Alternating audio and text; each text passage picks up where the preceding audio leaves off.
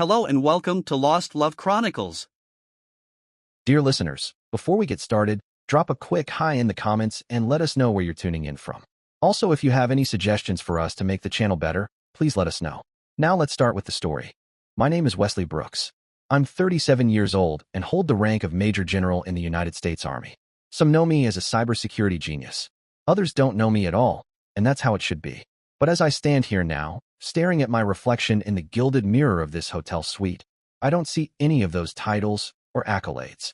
I see a man in a plain black suit, trying to remember what it feels like to belong to a family. I never like talking about myself. My job has always been to keep secrets, not to share them. But if you really asked, I'd keep it brief. I graduated at the top of my class from West Point. I went on to earn a master's in cybersecurity from Johns Hopkins, then received an honorary doctorate from MIT. That one caught me off guard. I didn't even attend the ceremony. I've led international cyber operations like Sentinel Fire. You've probably never heard of it. That's the point.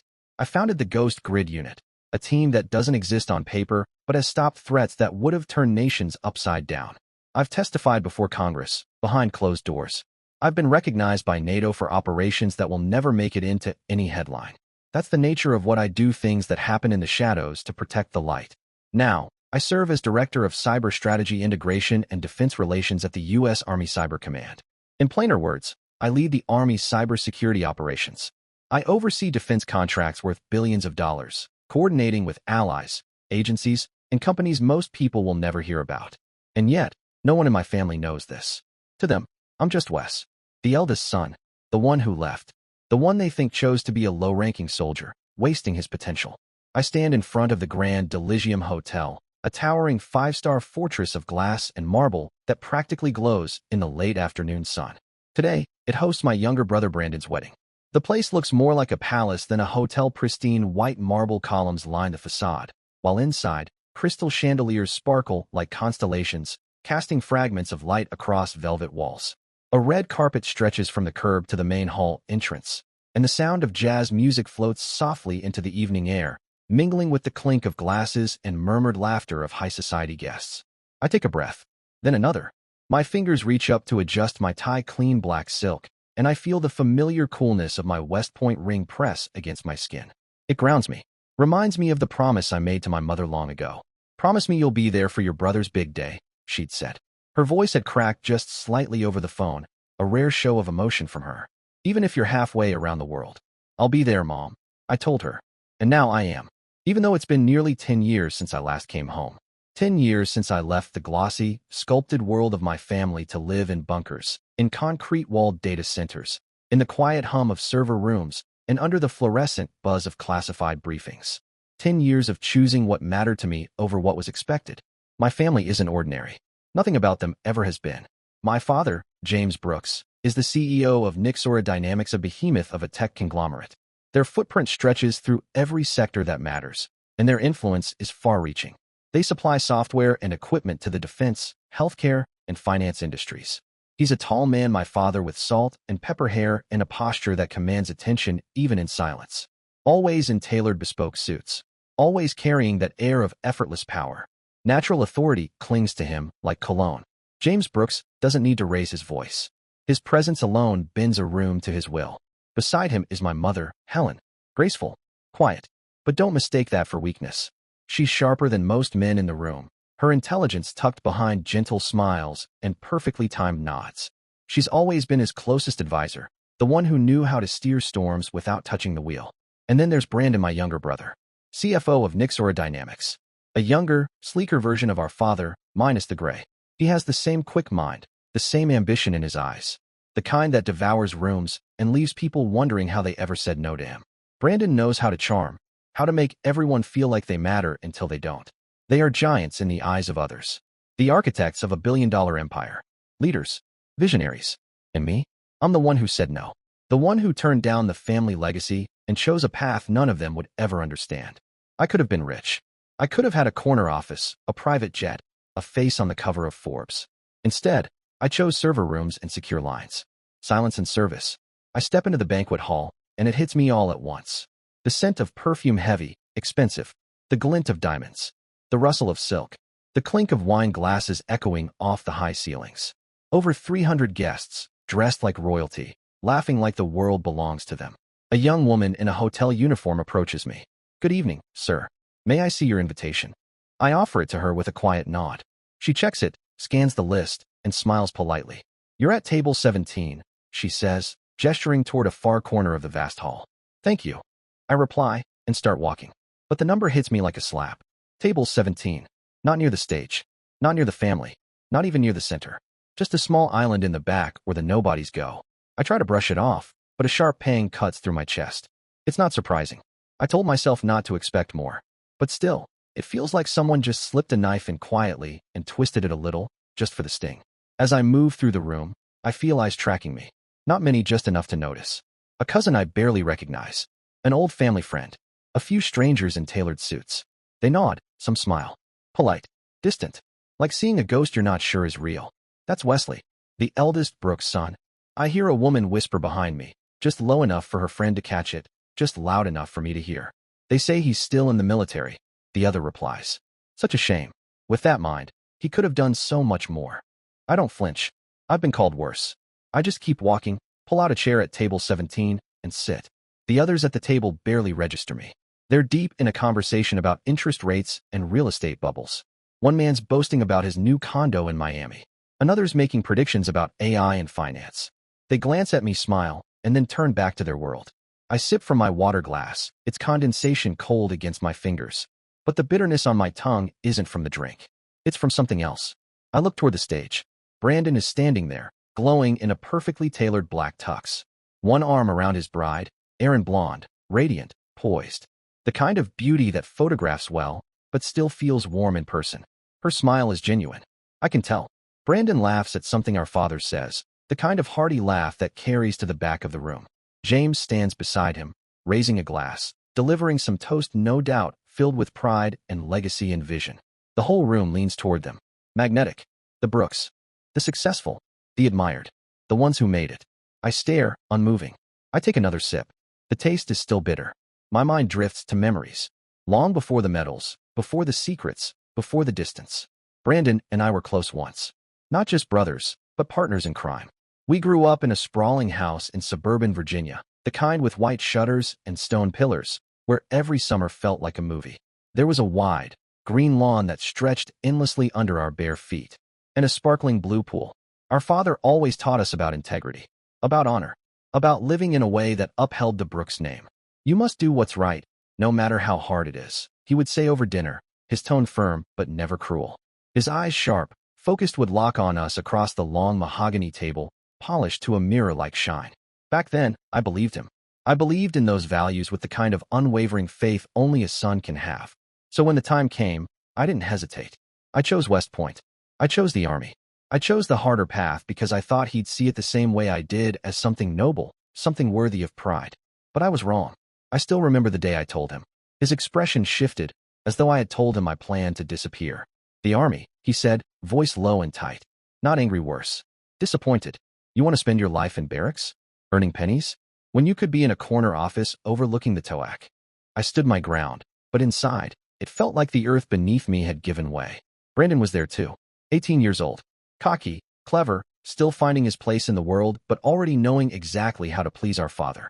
He stood just behind Dad, leaned on the stair rail, and gave a lopsided grin. "If you want to play hero, go ahead," he said with a shrug, his tone half joking, half serious. From that moment on, the space between us only grew. I poured myself into the Army, into the mission. From grueling field exercises and tactical studies at West Point, to sleepless nights hunkered down in Pentagon server rooms, lines of code swimming in my vision. I moved up fast. Captain, Major, Colonel, and by 36, I wore the stars of a Major General, one of the youngest to achieve that rank. I led Operation Sentinel Fire, a mission that stopped a devastating cyber attack from a hostile foreign state. Millions of classified records, identities, and infrastructure assets were seconds from compromise. We stopped it. I founded Ghost Grid, an elite cyber warfare unit. Our operations never made the news, but they shaped the very balance of global power. I sat before Congress, fielding questions no civilian ever wants to think about. I received a NATO medal in Brussels for a classified joint strike operation. I sent the invitation to that ceremony home. Silence. No reply. Not from Dad. Not from Brandon. Occasionally, my mother would call. Her voice warm, but always carrying the same note. "When are you coming to work for the company, Wesley?" she'd ask. My father was more blunt. "When you're done playing soldier," he once said, "just let me know." Now, I scan the banquet hall. The lights shimmer across champagne flutes. Cheers erupt as Brandon and Aaron cut into their wedding cake. The cameras flash, freezing their perfect smiles in time. I smile too, but inside, something rages. A quiet, constant storm. I'm not angry at them anymore. That faded years ago, but the wound remains. Small, deep, reopened each time I hear someone murmur that I'm the lowly soldier of the Brooks family. The wasted mind. The black sheep. They never ask why I chose this. They never stopped to consider that I could have joined the empire, stood shoulder to shoulder with them. But I didn't. Not because I couldn't, but because I believed in something else. In duty. In service. In a life of value measured by something more than numbers and shares. I don't need the applause. But sometimes, I wish the silence weren't so loud. Just then, I notice movement in my peripheral vision. A man in uniform, army dress blues, polished boots, crisp lines approaching my table with purpose. I turn. Colonel Mark Reynolds. Ghost grid. We've spent more nights chasing cyber ghosts than I can count. I haven't seen him in nearly a year. He stops in front of me, straightens, and offers a salute sharp enough to slice the air. "Major General Brooks," he says, voice steady, eyes full of respect. "It's an honor to see you here, sir." He says it, his voice carrying over the noisy room, rising above the clink of crystal and bursts of laughter, and a few heads turn, curious. A hush, subtle but sharp, falls over the nearby tables. I stand, shake his hand, and smile. "Mark, it's been a while. Still doing all right?" I ask, keeping my tone light, casual, the way I always do when in uniform among civilians. He nods, the admiration in his eyes unmistakable. "Fit as a fiddle, sir. And you? I heard you wrapped up a major project with NATO." I let out a quiet laugh, shaking my head. "Today, I'm just a guest, Mark. No work. Just family." He nods again, salutes quickly, and disappears back into the crowd, his presence like a quiet ripple in the smooth surface of the evening. But the ripple lingers. As I sit back down, I feel the shift in the room, not large, but enough. From a nearby table, a woman, probably one of my mother's friends, leans toward her companion. I catch just enough of her hushed voice to hear. "Major General? Must be a mistake. Wesley, a general? No way." I don't respond. Just take another sip of water. The glass is cool in my fingers, the liquid even colder down my throat. I don't need to explain anything. Not tonight. In exactly 1 week, at Nixora Dynamics headquarters, I'll be sitting across from my father and Brandon in a boardroom they won't expect me to be in, at a meeting they never imagined I'd be a part of. And I won't need to say a word. My rank, my record, my uniform, the authority I've built, earned, bled for, they'll speak louder than anything I could say. The wedding carries on around me, dances swirl across the floor, speeches rise and fall, and toasts flow with wine. I sit quietly, almost forgotten, watching from the shadows like I always do. Then my father steps onto the stage. He raises a glass. His voice is clear, practiced, commanding, like a man used to being listened to. "My son," he begins, "an exceptional man, has taken Nixora Dynamics to new heights." I couldn't be prouder. Applause follows. Loud, earnest, full of admiration. I join in, clapping politely. But inside, a flicker of something. Not jealousy, not even resentment. Just emptiness. Would he say the same about me if he knew? If he understood? If he realized the boy who walked away from the family empire had become someone far more than the lowly soldier they all assumed? He keeps going, his voice filling the hall, expansive and grand as he speaks of Brandon's success, his dedication, his leadership. And I quietly stand, slipping out unnoticed, weaving through the crowd as the spotlight remains on stage. Outside, the balcony welcomes me like an old friend. The city stretches beyond, vast and dazzling, its lights flickering like artificial stars. I breathe in the night air. Cool, sharp, grounding. I lean against the railing, my gaze lost in the skyline. I'm not here to prove anything. I'm here because I made a promise to my mother that I'd show up for Brandon's big day. That no matter the distance, I'd be present. Because despite everything, I still love them. Even if they don't understand me. Even if they never truly tried. But deep down, I know tonight is only the beginning. In a week, everything will change. And I won't need to shout. I won't need to blame. I'll let the truth do what it always does, reveal itself. I reach into my pocket, pull out my phone, and open an old email. It's still there. The invitation I sent them for the NATO medal ceremony. 3 years ago. No reply. Not even a message saying they were proud of me. Just silence. I stare at it for a long moment, then give a small, sad smile. A familiar one. I turn off the screen, slide the phone away, and step back inside. The night stretches on. The music continues, and the laughter of elite guests follows me down the hallway. But I don't stay. I leave quietly, unnoticed, as the chandeliers begin to dim and the final glasses of wine are poured. My shoes echo against the marble floor as I walk out. Outside, my breath mingles with the cold air. The city remains radiant. But inside is something else. Not rage, not even bitterness. Just that same emptiness. A quiet, smoldering sadness.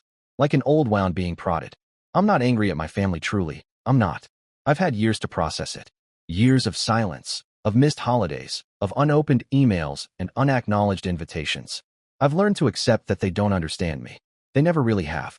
They don't understand the path I chose, the weight of my decisions, the purpose behind every step I took away from their world. But what hurts, what still aches like an old bruise, is the way they see me. A failure. A 37-year-old man who, in their eyes, never grew up. A man still chasing some abstract sense of duty in the military, while my father and brother bask in boardrooms, wine tastings, and industry galas.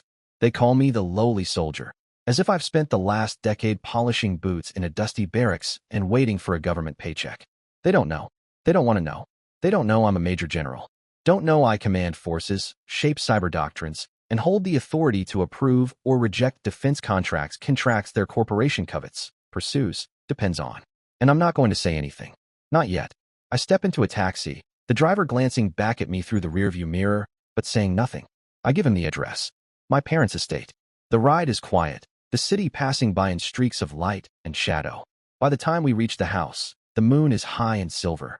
The estate looms ahead, exactly as I remember it. A mansion nestled in the suburbs like a silent monument to wealth and power. The gates are tall, wrought iron and finely detailed with our family crest at the center.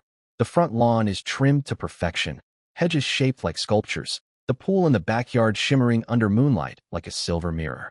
I pay the fare and step out. The air here is colder, quieter. When we were kids, we lived in a modest 2-story house on Birch Lane. Wooden porch, peeling paint. But after Nixora Dynamics skyrocketed, this estate became the new symbol of their name. I walk up the steps. My shoes echo across the marble as I open the front door. Wesley. I turn. It's Clara, the housekeeper. Same warm face. A few more lines around her eyes, but still the same gentle tone in her voice. It's been so long, she says, stepping forward. I smile. Too long, Clara. She reaches out, touches my arm with the kind of affection that only those who remember you from your best days can give. And deep down, I realize, her welcome might be the only warmth I find here. The living room hasn't changed. Still grand, still cold. Soaring ceilings, glass chandeliers, velvet furniture. The walls lined with expensive paintings, abstracts, landscapes, even a few originals by well-known names. It feels more like a gallery than a home. I pause near a tall ebony shelf. Picture frames line it, their silver edges gleaming beneath soft recessed lights. My father, standing with Brandon at a tech conference in Tokyo. Brandon at Wharton, accepting his MBA in cap and gown. My father again on the cover of Forbes, arms crossed, the headline, Pioneer of the Future. Frame after frame, smile after smile. But not one of me. Not a single photo. Not a single medal. No sign of the eldest Brooks' son, the one who didn't take the office, who chose to serve, to lead, to protect. I remember sending my mother a framed photo once from my promotion ceremony. Me in full dress uniform, shaking hands with a NATO general, the American flag bright behind us. I thought maybe that it would mean something. She never mentioned it. Never hung it. Maybe she thought it didn't match the decor. Maybe she just didn't know where it belonged. I crossed the room to a dusty corner. There, half forgotten, half hidden, sits an old photo. The glass is a little fogged, but I recognize it instantly. Our family. I'm 10. Brandon's 6. We're at a park. My father has his arm around my shoulders. My mother is holding Brandon's hand. We're all smiling, sun in our faces. It was the summer we drove cross-country. The last summer before things changed. I touch the frame, brushing a bit of dust away. The warmth from that day flickers faintly in my chest. Back then, my father used to sit me down, speak with gravity. Wesley, he'd say, you have to be a man who stands tall. Even when the world turns its back. Do what's right, no matter how hard it is. His eyes would shine then, not with pride, but with hope. I believed him. I lived by those words. Held them like a compass through every challenge. But now he's the one who looks at me like a failure. I hear footsteps approaching, soft but deliberate. Then my mother appears at the doorway. She's wrapped in a pale silk robe, her silver hair catching the warm light of the hallway behind her. She's aged, more delicately than I remember, but still elegant, still composed. "Wesley, you're back early?" she asks, her voice gentle, familiar, but there's hesitation there too, like she isn't sure how welcome I'll feel here. I nod and smile. "Yes, Mom. The wedding was beautiful, but I'm a bit tired." She steps forward, wraps her arms around me in a brief, perfumed hug. Then, almost immediately, she pulls back and steers the conversation elsewhere. "Brandon was wonderful, wasn't he? Erin's such a lovely girl. They'll be so happy." I nod again, politely, but a thought flickers through my mind, unspoken and sharp. "Do you ever think about my happiness, Mom?" I don't ask. No point. Instead, I head upstairs to the guest room, once my old room, though it's been remodeled beyond recognition. It's spacious now, sterile, like a hotel suite. A large bed sits under the window that looks out over the pool, glimmering in the dark. I sit down on the edge of the bed and open my suitcase. Inside, beneath folded clothes, I pull out a thin manila folder classified Project Helios. The very defense contract Nixora Dynamics is aggressively bidding on. I skim through it, highlight a few items, and jot a note in the margins. Then I close it, slide it into a secure case, and tuck it back beneath my things. In a week, I'll be sitting in the boardroom at Nixora Dynamics. Not as a son, not as a brother, but as Major General Wesley Brooks, the one with final say over the fate of Project Helios. But not now. Not tonight. Tonight, I just want sleep. I want to forget the smirks and glances from the wedding, the whispers, the quiet dismissal wrapped in polite smiles. The next morning, I wake early. Old habits. I lace up my shoes and jog around the estate grounds, the air cool and crisp. Birds stir in the hedges, and dew glistens on the trimmed grass. But my mind stays heavy, looping back to my father's voice, the wedding, the woman who didn't believe I was a general. By the time I return, the sun has risen above the trees. I step into the kitchen, towel around my neck. The scent of toast and eggs wafts in the air. My father sits at the long dining table, reading the Wall Street Journal, one leg crossed over the other, perfectly pressed slacks, his gold watch glinting. He looks up briefly, nods. "Wesley." His tone is flat, clipped. "Sit. Have breakfast." I pull out a chair and sit across from him. My mother is already moving, placing a plate in front of me with a soft, practiced smile, eggs, toast, a few slices of fruit. She doesn't speak. The room is quiet, but for the clink of silverware. My father doesn't look up from his paper. "What did you think of the wedding?" he asks finally, still scanning the business section. I swallow a bite of toast. "It was beautiful." Brandon looked happy. He nods, folding the paper with slow precision. Then he finally looks up, eyes meeting mine. "And you?" he asks, pausing. "Still working in the military?" There's something in his tone, not exactly disdain, but confusion, as if he still can't make sense of the choice I made. I smile faintly. "Yes, still there." That's all I give him. No details. No rank. No mention of NATO. No ghost grid. No long nights spent decoding threats most civilians will never even hear about. Because I know he wouldn't ask. He wouldn't listen. He sips his coffee, then places the cup down with a soft clink. His voice is calm, but I feel the blade beneath it. "You know, Wes, sometimes I wonder what you're doing with your life." He leans back slightly. "Brandon's achieved so much. Pulling in 6 figures a month. Building something real. And you're still there. In the barracks. Living a life I don't understand." I grip my fork a little tighter, but I keep my voice even. "I like my work." He scoffs, shaking his head with quiet disbelief. "Work? That's not work, Wes. That's a hobby. One day you'll realize what real responsibility is. When you do, just tell me. I'll arrange a good position for you at the company." My stomach clenches. I look at him, the man who used to speak about principles, about standing tall, about doing what's right even when it's hard, and now here he is, telling me my life's work is a hobby. Across the table, my mother watches us both, her hands in her lap. Finally, she speaks, her voice barely audible. "James, enough. Wes has his own path." But my father waves her off. "Helen, you don't understand. Wes has potential, but he's wasting it. He's not like Brandon." Those words hit like a knife. I straighten, placing my fork down with deliberate calm. My voice doesn't betray the sting. "I'm full. Thank you, Mom." I stand and walk away from the table. I can feel my father's gaze pressing into my back, sharp and unforgiving, but I don't turn around. I won't let him see my eyes that sting, not with weakness, but with the quiet grief of being unseen. That afternoon, I decide to visit Brandon. Maybe I was chasing something, some piece of the brotherhood we once had, some memory of when we were boys playing catch in the garden. Maybe I just wanted to say congratulations without the weight of judgment. His office is in a sleek downtown skyscraper, 40 floors up, all glass and gleaming steel. The city stretches far beyond the windows, buzzing with ambition and money. I find him behind a polished desk, sleeves rolled to the elbows of a tailored gray suit, his eyes fixed on a financial chart pulsing on a curved monitor. He looks up, surprised, but recovers quickly.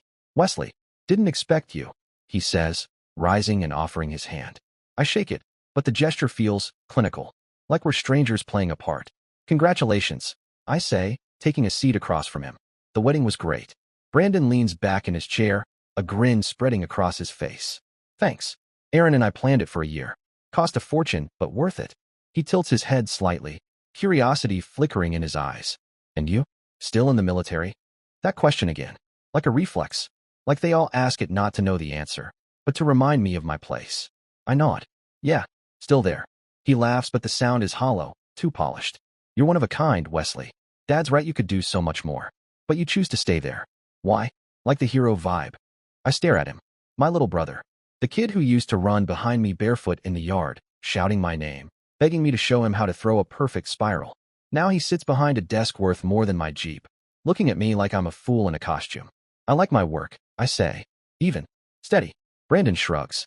"Suit yourself. But you know the world runs on money and power. The military doesn't give you that. If you change your mind, let me know. I can get you a position. Nothing fancy, but enough to start over." I smile. Tight. Controlled. But inside, something burns. I don't need his position. I don't need his favor. And I sure as hell don't need his pity. In a week, he'll see me again, not here, not like this. He'll see me in my Major General's uniform, seated at the head of the meeting table, my name and rank commanding the room. And when Project Helios is laid out in that conference, and the future of Nixora Dynamics hinges on the approval of one man he'll know, I stand. "Thanks," I say, "wishing you happiness." I leave without waiting for a reply. The elevator hums softly as it carries me down, past floors of finance, power, ego. And when I step out onto the street, the city feels different, brighter, colder, sharper. But the real weight is inside me. Not from Brandon's words. Not really. But because the truth has settled like a stone in my chest. My family, the one I loved, the one I fought for, they're not the same. They don't see me. They don't want to see me. I close my eyes for a moment, let the wind wash over me, and whisper to myself, "One more week. Everything will change." That evening, when I returned to the estate, the driveway was already lined with luxury cars, headlights catching the last blush of sunset. I knew what that meant: guests. More of my father's friends. Wealthy businessmen. High society types. I had no intention of staying downstairs. My plan was to head straight to my room, avoid the wine-soaked pleasantries, and pack in peace. But just as I started for the stairs, my mother's voice floated out from the living room.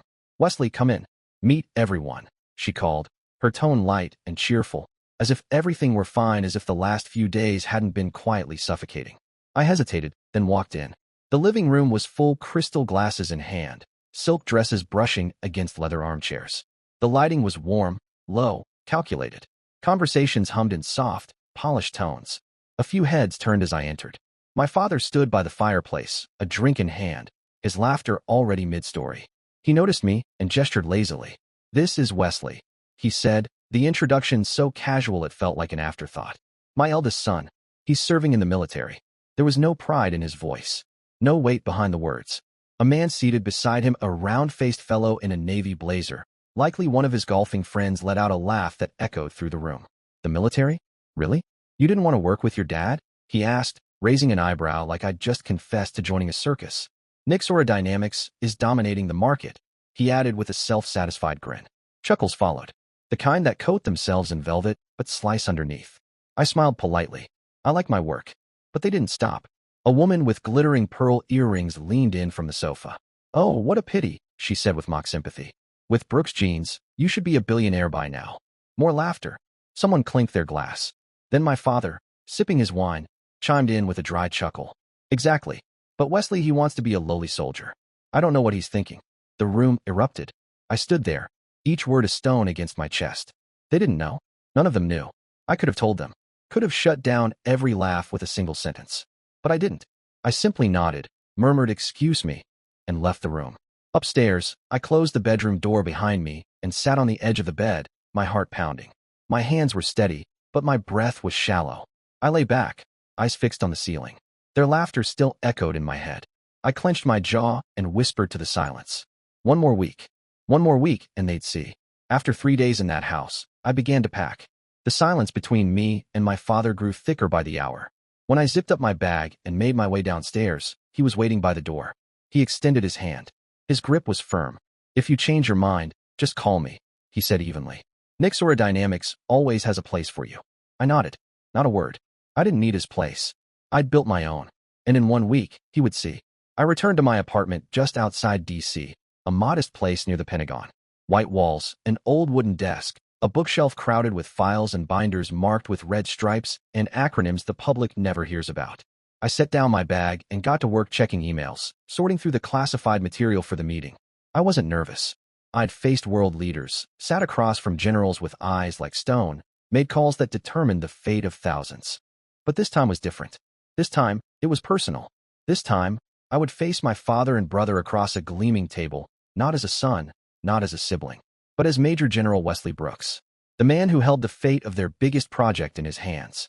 The day before the meeting, I drove to the base, checked in, and walked the long, familiar halls.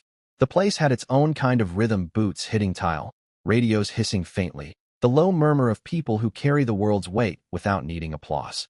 As I sat in my office, the door creaked open. Colonel Jacob stepped in, a stack of documents balanced in his arms. "Major General, the final report on Project Helios," Colonel Jacob said, setting the thick folder on my desk. His voice was steady, respectful. I nodded, flipping through the pages with trained efficiency. "Thank you, Jacob. Anything unusual?" He shook his head. "No, sir. But Nixora Dynamics seems to be struggling with their cost structure. There are some unclear expenses, nothing overt, but it caught the audit team's eye." I frowned. My eyes drifted over a section marked Auxiliary Financials. It didn't add up. Brandon had overseen the financials on this contract. If there were errors intentional or not, they fell squarely on him. "I see," I said, tapping the page with my pen. "Keep this quiet. I'll handle it at the meeting." "Yes, sir," he replied, saluting crisply before leaving the room. That night, I didn't sleep much. By dawn, I stood in front of the mirror in full dress uniform.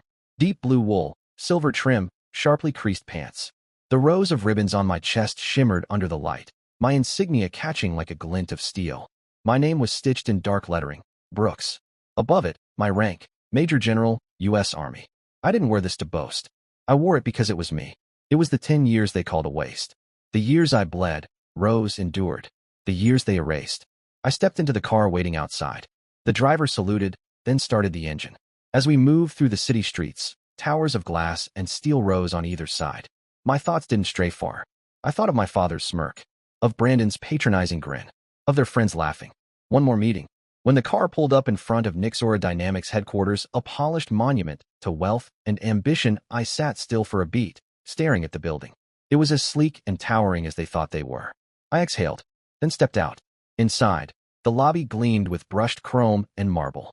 Employees moved briskly, dressed sharp, eyes trained. But when they saw me, saw the uniform, they slowed, stared, whispered. "Major General Brooks, this way please," said a young assistant, her voice quiet with a mix of nerves and awe. I followed her through corridors of glass and steel, past rows of workstations where faces turned as I walked by. I felt the weight of their curiosity. They didn't recognize me. Not really, but they recognized rank. The top-floor boardroom was massive. All luxury floor-to-ceiling windows. A black ebony table that stretched from one end to the other. Power radiated here, and they all fed off it like light. At the far end, my father sat in a tailored gray suit, speaking quietly with two executives. He hadn't seen me yet. Brandon was next to him, scrolling through his tablet, jaw tight, focused but comfortable. Raymond Carter stood at the head of the table. His hair was gray now, his frame leaner, but the moment he turned and saw me, his face lit up. "Wesley," he said, stepping forward. "Good to see you."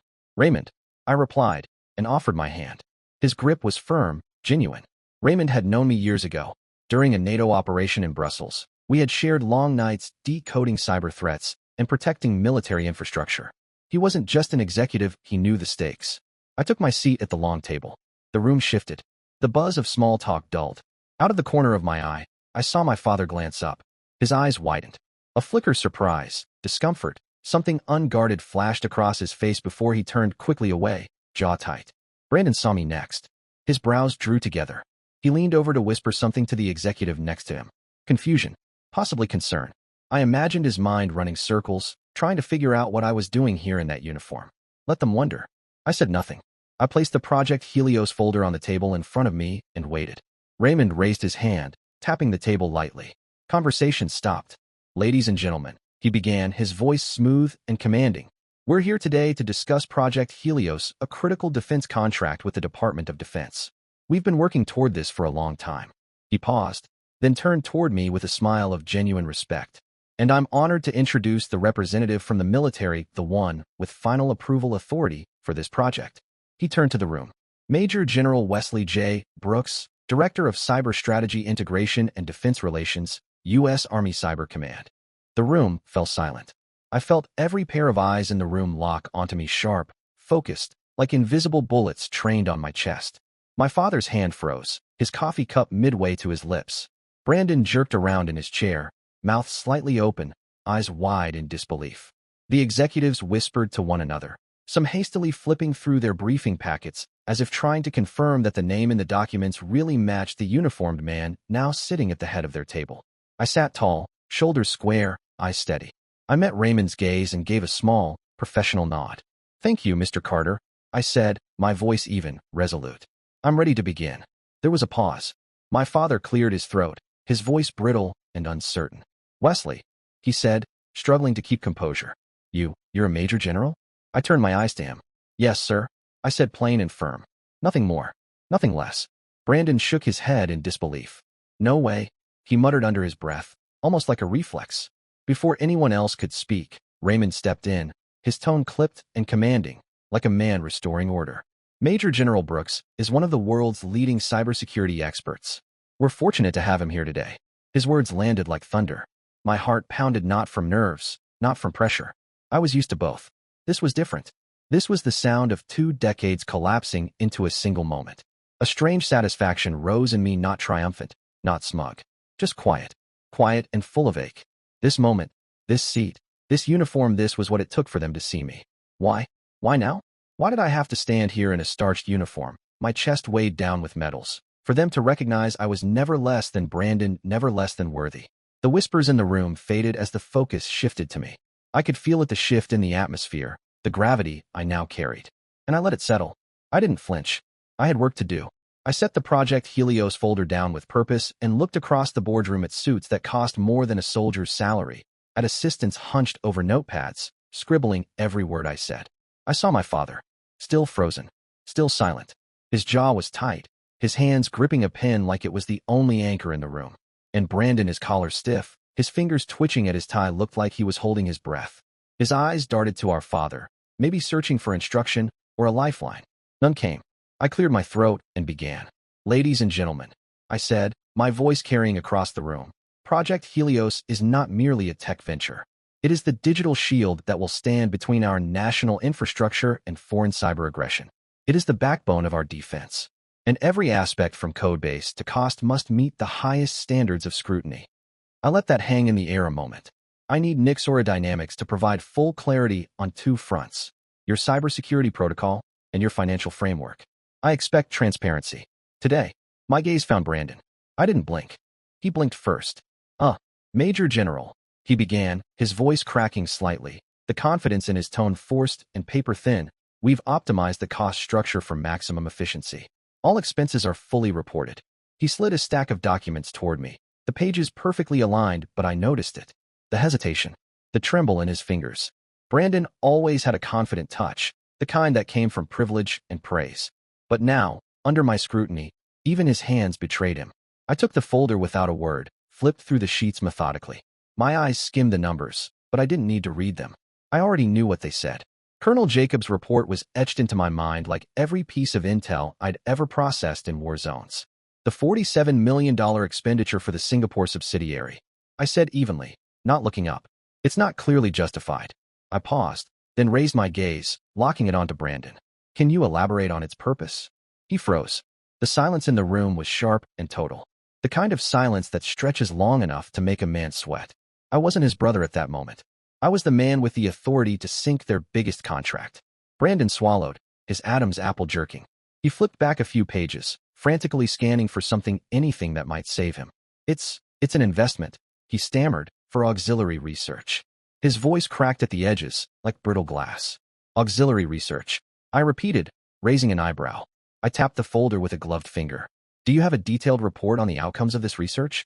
Because according to our military data, that subsidiary hasn't conducted any Helios-related work in the last 2 years. I slid a document across the table toward him. The same analysis Colonel Jacob had compiled, annotated, time-stamped, irrefutable. His name was right there on the cover. His failure in print. Brandon paled. The room shifted in discomfort. An executive nearby coughed into his hand, a useless attempt to defuse the rising tension. My father finally looked up. I saw his eyes flicker between me and Brandon, his lips pressed into a thin, unreadable line. I didn't look back. I didn't want to see what lived in his expression. I didn't want shame or regret or disbelief. I had a job to do, just like I always had. Major General. A voice spoke, breaking the silence.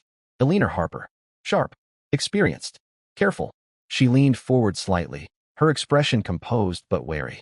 We'll review this expenditure and provide a full report. I'm sure it's just a misunderstanding. I nodded, keeping my tone even. I expect that report within 48 hours. National security, I said slowly, letting each word land, doesn't tolerate misunderstandings. The room tensed again, but I didn't stop. I shifted gears, my voice cool, efficient. I pressed into the technical side next. Let's review the security protocol. I want the encryption structure and source code presented in full. A man from Nora's engineering team opened his laptop, projecting diagrams and flowcharts onto the screen. I stood, walked toward it, pointing out a subtle but catastrophic vulnerability in the encryption stack. If this flaw is exploited, I said, turning slowly, an enemy can breach your network in under 4 hours. Once in, they could disable communications, reroute missile systems, and erase audit trails before you even know they're there.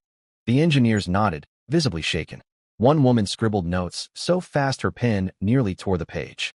A man beside her muttered something about deploying remediation tonight. Good, I said. I need a full plan of action within the next 24 hours. Brandon hadn't spoken again. He sat still, his eyes fixed on the table, a muscle in his jaw twitching. His silence was louder than words. Then, finally, my father spoke. It was almost a whisper, like saying it hurt. Wesley, he caught himself, corrected, Major General. The words came with difficulty. We'll ensure everything is addressed. Nixora Dynamics is fully committed to working with the Department of Defense. I looked at him finally, and for the first time since walking into that room, met his eyes.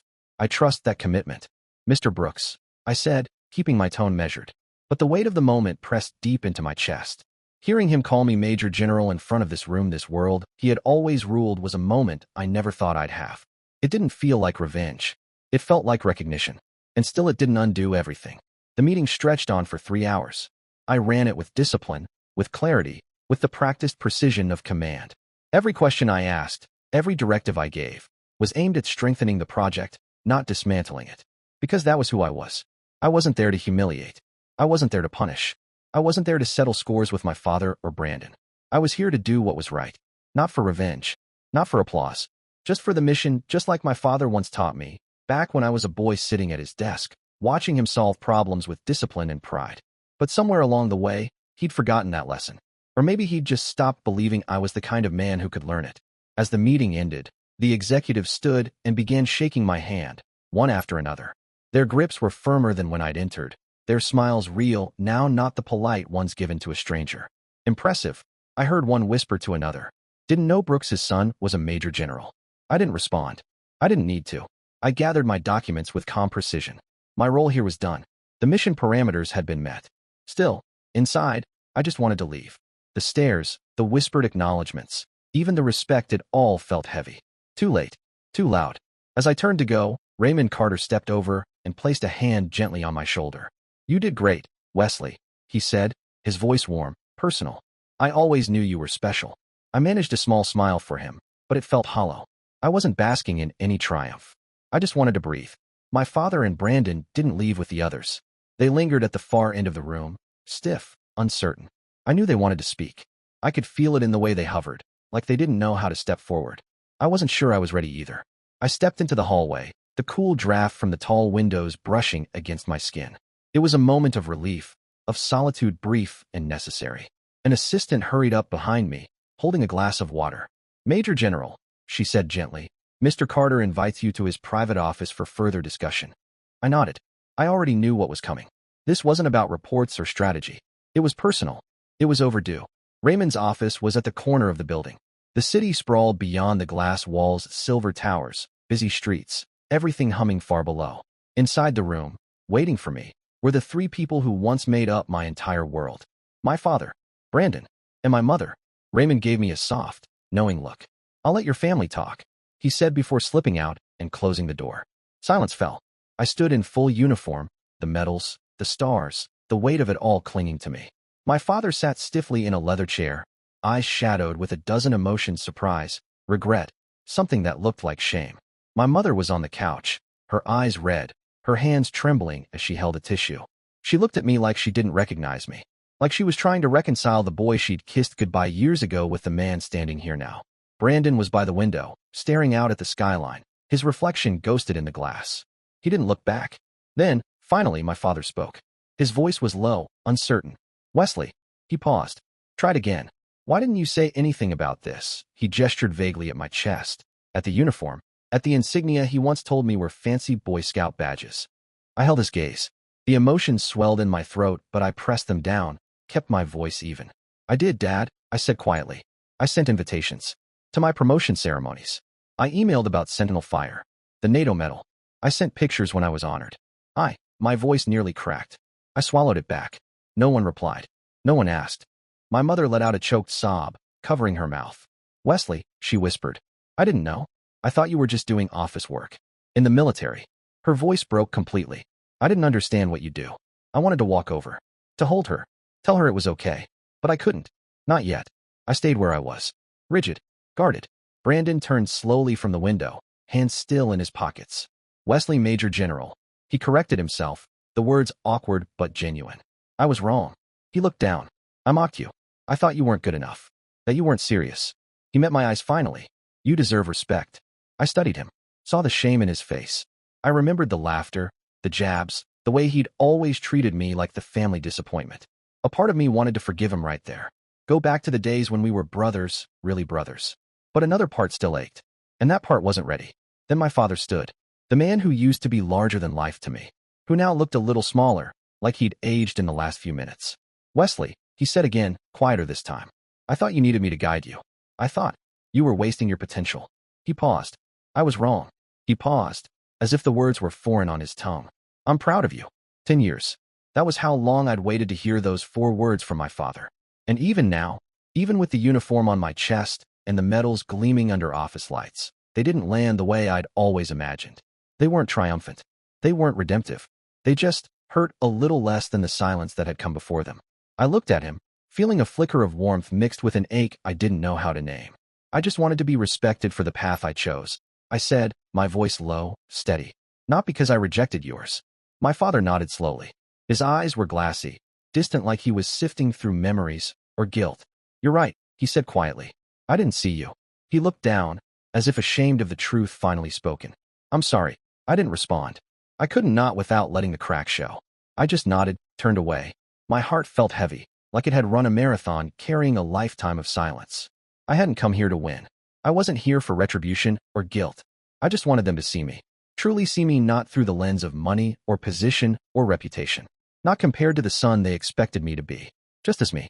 I left the office and stepped into the hallway. Sunlight streamed in through the tall windows, catching on the medals at my chest. It warmed my face, and for a brief second, I closed my eyes. A week ago, I was just the soldier. The afterthought. The disappointment.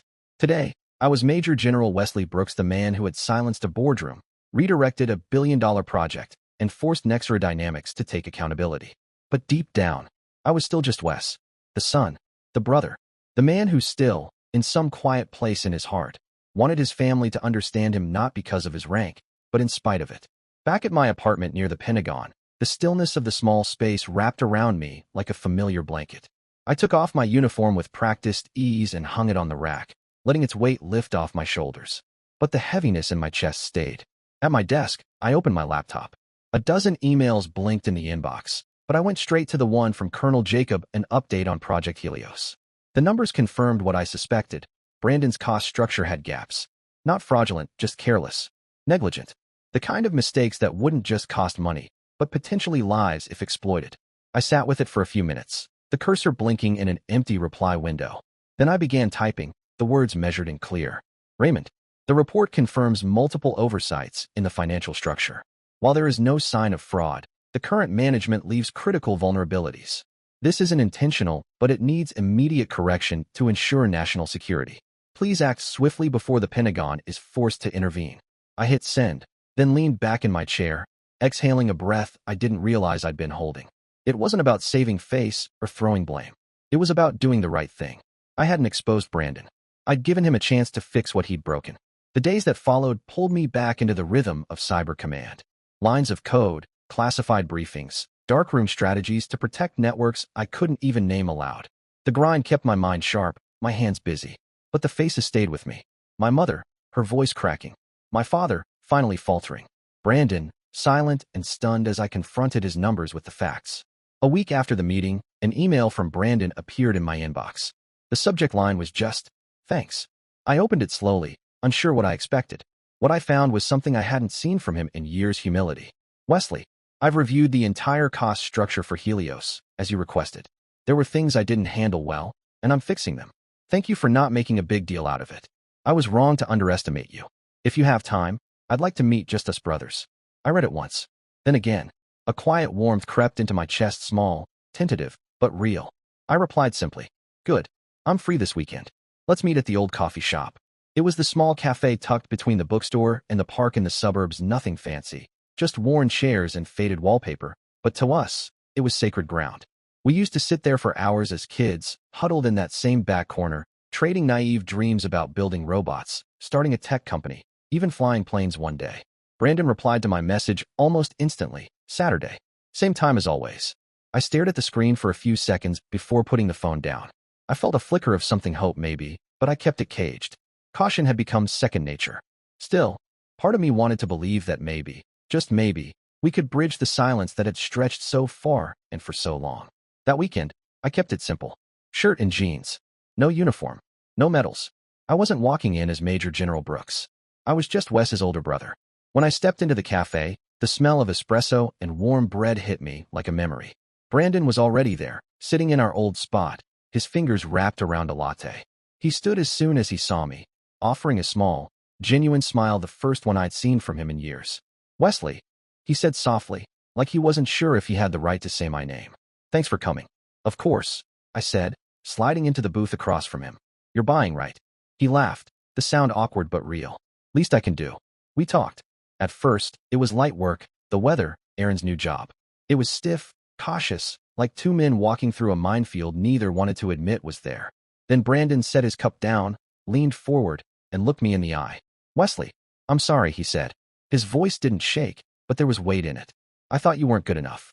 That you were playing soldier. I didn't know what you actually did. I didn't want to know. I let my arrogance blind me." I met his gaze and held it. There was no anger in his eyes, no defensiveness, just shame and something deeper. Regret. "It's okay, Brandon," I said quietly. "I don't need you to be proud of me. I just want you to respect the path I chose." He nodded, took a slow sip of coffee. "I've fixed the cost plan," he said. "Raymond says it's much tighter now. I triple-checked everything. And I learned a lesson. Not just about money, but about responsibility." I smiled. Not the kind of smile you give in meetings or to strangers, but something genuine. "Good. You're smart, Brandon. You always were. You'll do better." We kept talking, slipping into stories from our childhood, those dumb fights over who got the last piece of cake, the ridiculous business plan we once drew up to sell robot lawnmowers to neighbors. For a moment, it was easy, natural. When we finally stood to leave, the sun was dipping low behind the trees outside. We stepped into the light together. I felt something shift. A piece of the distance between us, not all of it, but a piece had closed.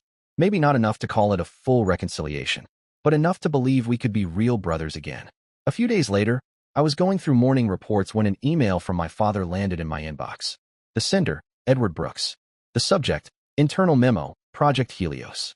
I clicked it open, expecting some formality, a typical executive summary. But what I found stopped me cold. "Dear Nexera Dynamics team, I want to share something I've recently realized. My son, Major General Wesley Brooks, is an exceptional man, a leader in cybersecurity, and a source of pride for our family. I underestimated him, and I apologize for that. We are fortunate to have him supporting Project Helios, and I hope we all learn from his integrity." I blinked hard, the words blurring at the edges. It wasn't just an apology. It was public, deliberate, directed not just to me, but to every executive, engineer, and assistant in the company. My father hadn't just acknowledged me, he'd admitted he was wrong in front of everyone. My hand hovered for a moment before I picked up my phone and called him. He answered before the first ring finished. "Wesley," he said, his voice warmer than I remembered. Familiar in a way that made something in me loosen. "I got the email," I said. There was a pause. "Did it mean something to you?" I swallowed the lump in my throat. "Yes, Dad. Thank you." He was silent for a moment. Then he exhaled, the sound low, like he'd been waiting for this for years. "I was wrong," he said. "I didn't see you. I want to make it right. When you're free, come home, okay? Your mom misses you." I smiled, feeling a burden I hadn't realized I still carried begin to lift. "I'll come, Dad," I said, my voice quiet but certain. Soon. 6 months passed before I finally returned to the estate. It wasn't hesitation that kept me, it was life. Work, duty, the constant pull of responsibility.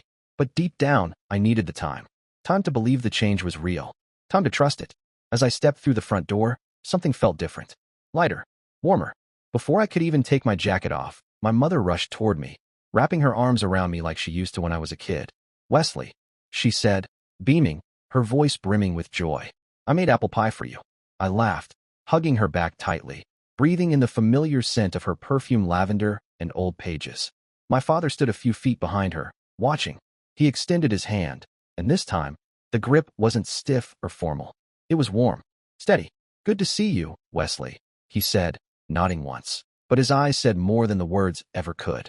Brandon was there too, standing beside Aaron, who waved from the living room. He clapped my shoulder, grinning.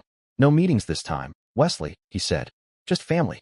We sat in the living room, and as I took a seat, my eyes wandered to the wall across from the fireplace. At first, I thought something was out of place, but then I saw it.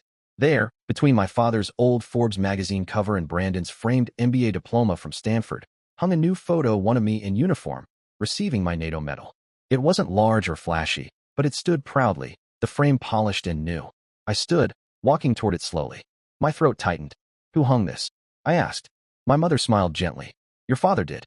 He nodded, stepping forward. "It's time our home was proud of all our children." My chest tightened. I couldn't speak right away. I just looked at him and nodded, and that was enough. That dinner was the first in years where I felt at home. We laughed, told old stories, and for the first time, they asked about my work, not out of politeness, but out of genuine interest. My mother leaned forward, eyes bright. "So, Wesley, the military AI program you're overseeing," she tilted her head. "Is it like in those sci-fi movies? Robots that talk and stuff?" I chuckled. "Not quite. It's more like training neural systems to recognize cyber threats. Think less Terminator, more digital brain with a mission." She smiled and nodded, probably understanding half of what I said, but fully absorbing the pride in my voice. My father chimed in next. "Tell me about Operation Sentinel Fire." I heard some talk, but never understood the scope. I took a breath and explained, not in jargon or acronyms, but in clear terms. And for the first time, he didn't cut in or change the subject. He listened, really listened. Then Brandon spoke, surprising me. "By the way," he said, finishing a bite of pie, "I applied that encryption model you told me about. The one from your Cyber Command playbook." He paused, shaking his head with a grin. "It worked better than I expected." He looked at me, sincere. "You're a genius." I laughed, shaking my head. "I'll take that from the guy with the Stanford diploma."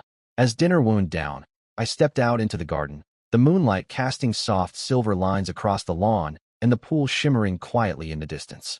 I heard the door open behind me, and soon felt a light jacket drape over my shoulders. "It's chilly, Wesley," my mother said, smiling up at me as she adjusted the collar. "Thanks, Mom," I said softly. She looked at me then, her eyes kind and full. "I'm proud of you," she said, voice steady but tender. "Not because you're a major general, but because you're my son." My throat tightened, and I looked away, then back at her. "I know, Mom," I said. "Thank you." A quiet stillness settled over us, and for the first time in years, I felt a piece of myself return. Not the soldier, not the strategist, just, well, my family wasn't perfect. We'd lost years. There were scars still healing, but we were trying. That mattered. A few days later, I returned to my rhythm briefings, secure calls, endless lines of code. I unpacked my suitcase in my office, the familiar hum of monitors surrounding me. As I lifted my uniform from the bottom of the bag, something slipped out from beneath it. A folded piece of paper.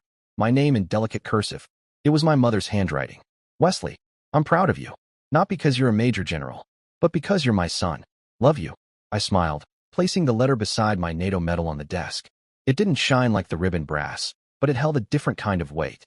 In that quiet moment, I felt something shift inside me, a spark of peace, of hope. My family was learning to see me, and I was learning to let go of the past and live for the brighter days ahead. Dear listeners, please share your thoughts in the comments section below and don't forget to like, share, and subscribe.